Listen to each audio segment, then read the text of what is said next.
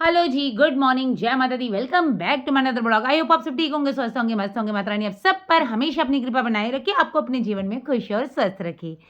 तो मेरे दिन की शुरुआत आज हुई है नींबू पानी के साथ, ल्यूक वार्म नींबू पानी।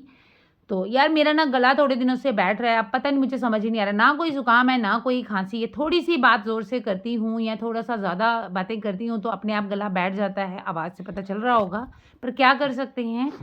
तो अब देखो भई, बच्चे होने के बाद ना एक तो अपनी शक्ल का ना कोई मतलब रहता ही नहीं है सिस्टम, ऐसा लग रहा है कि दिन-दिन बुढ़ापा बढ़ता जा रहा है भई, अब हम बड़े हो रहे हैं, बुढ़ापा तो बढ़ेगा ही ना, उम्र बढ़ रही है तो बुढ़ापा तो आएगा ही। पर फिर भी कोशिश करते हैं थोड़ा-सा खुद को हेल्दी और स्ट्रॉन्ग रखने का। आज मैंने एक्सरसाइज़ नहीं की थी, आज मैंने सिर्फ रनिंग की है। मैं सुबह-सुबह वॉक करने निकल गई थी, 1 घंटे के वॉक के बाद मैं आ गई थी। उसके बाद नहा धो के पूजा करके मैं चली गई थी किचन में ब्रेकफ़ास्ट बनाने, क्योंकि आज हमें जाना है फंक्शन में, फैमिली फंक्शन है मुंडन का, मेरे देवर जी के बेटे के मुंडन है, हमें वहाँ जाना है। तो इसलिए मैंने सोचा कि आज मैं थोड़ा-सा स्किप कर देती हूँ, तो सिर्फ मतलब वही मॉर्निंग वॉक कर लेती हूँ, तो उसमें हो जाएगा। आज मैंने मल्टीग्रेन की रोटी बनाई है सबके लिए, अपने लिए मैंने छोले मैंने भिगो के रखे थे 3-4 दिन से, जिसके अंकुर निकल गए थे। ये मैंने खुद के लिए बनाए थे मल्टीग्रेन रोटी, और उसके साथ मैंने पुदीना, हरी मिर्च और नमक वाला दही, मैंने कहा आज इसके साथ ही हम ब्रेकफ़ास्ट करेंगे, हेल्दी भी होगा और टेस्टी भी होगा।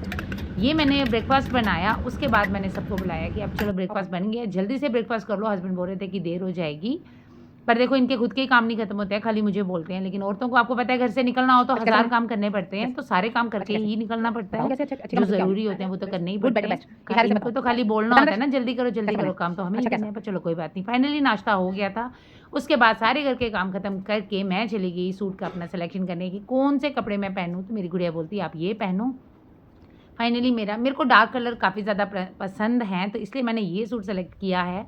तो मेरी गुड़िया बोलती मम्मा ये पहनो, ये अच्छा लगेगा। तो ये देखो मैं हो गई हूँ रेडी। मुझे तो बड़ा अच्छा लग रहा है कि यार पहनने के बाद ना, कपड़े का सही पहनने के बाद पता चलता है, तो मुझे तो बहुत अच्छा लग रहा था। तो गुड़िया बोल रही थी मम्मा आप सच में ये सूट आपको बहुत अच्छा लग रहा है। तो फाइनली मैं अनारकली पहनकर मैं और मेरी गुड़िया निकल गए, क्योंकि हस्बैंड और बेटा आगे चले गए हैं, वो हमारा वेट कर रहे थे। तो ये आंटी जी हमारे साथ ही जा रही हैं, क्योंकि इनको भी इनविटेशन था मुंडन के फंक्शन का। तो फाइनली हमारा सफ़र हो गया है शुरू। तो अब हम मेन रोड को छोड़कर लिंक रोड पर निकल गए हैं। समरौली में हमें फंक्शन था, थोड़ा-सा 500 मीटर तक जाकर हमें गाड़ी वहीं पर लगानी थी और पैदल चलना था। ये पैदल थी, थोड़ी-थोड़ी सीढ़ियाँ टिक्की चढ़ते-चढ़ते हम पहुँच जाएँगे अपने घर। और यहाँ से नीचे आप देख सकते हो हाईवे भी दिख रहा है, और ये है पहाड़ों की खूबसूरती। मैं सच कहूँ ना, नेचुरल ब्यूटी की बात ही अलग होती है। तो ये सारा नज़ारा देखते हुए चलते-चलते धूप को मतलब खाते हुए हम पहुँच गए उनके घर। तो हमने सोचा सारा पता नहीं हवन-शवन हो गया होगा, लेकिन ये बाल कट हो गए थे। लेकिन हाँ, अभी हवन चल रहा था, तो बेटा आगे-आगे पहुँच गया था। तो जॉर्ज को इसने ही अपनी गोदी में बिठाया था, पर ये इतने आराम से बैठा लग ही नहीं रहा था इसकी मुन्नत। ये तो बच्चे इतना रोते हैं, लेकिन ये बिल्कुल नहीं रो रहा था। मुझे पानी मिला पीने के लिए, मैंने कहा आप भी पी लो, फिर उसको थोड़ा-सा दिया। ये मेरे देवर देवरानी जी, इनके बेटे की थी मुन्नन, इनका हवन चल रहा था। फिर ये आके छुप के मेरे पास आके गोदी में बैठ गया। तो मतलब बहुत मस्त था यार, लग ही नहीं रहा था इसके मुंडन है, लग ही नहीं रहा था यार, बिल्कुल नहीं रो रहा था, एकदम बिल्कुल शांत अच्छे बच्चे की तरह बैठा हुआ था। तो ये चल रही है मामा भांजी और उनकी नानी जी थे, जो मतलब मेरी देवरानी जी की मम्मी जी, तो उनकी मामा और भांजे की चल रही थी रस्में। तो ये होता है मुंडन में, हार पहनाते हैं, और जो भी लाया होता है नानकियों की तरफ से वो भांजे को दिया जाता है। और वो ये रस्म चल रही थी, जो उनके मामू नानी वगैरह लेके आए थे वो दे रहे थे। उसके बाद चल रही थी मित्री। तो मित्री भाई, मित्र भी बहुत छोटा था और वो भी बहुत छोटा था, तो ज़बरदस्ती की मित्री हो रही है। बच्चों को कुछ पता नहीं चलता, लेकिन बड़े होने के बाद ये कहेंगे नहीं नहीं हम तो बड़े समझदार थे। लेकिन सच कहूँ ना, अब इनको पता ही नहीं चल रहा है क्या करना है। ये देखो पकड़ पकड़ के मित्री करानी पड़ रही है।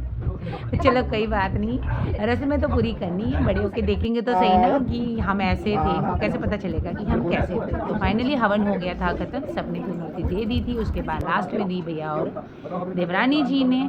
तो हवन का हो गया था समापन। उसके बाद फिर से सब रेडी होकर आ गए थे।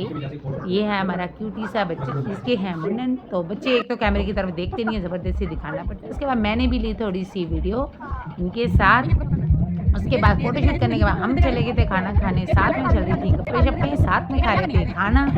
अब देखो भई भूख लगी थी तो खाना भी खाना। उसके बाद खाना खा लिया, पचाना भी तो है और फंक्शन में आए हैं, फैमिली फंक्शन और डांस ना हो, ये तो पॉसिबल ही नहीं है। और ये हैं हमारे छोटे बच्चे की दादी जी जिनके पोते के थे मुंडन, हम सब ने किया एन्जॉय। तो ये देखो हमारे बाजी सारे काम अपनी तरफ और इनका हुक्का अपनी तरफ, तो हम निकल गए वापस अपने घर की तरफ। ये ब्लॉग यहीं खत्म होता है। जय माता दी, बाय बाय।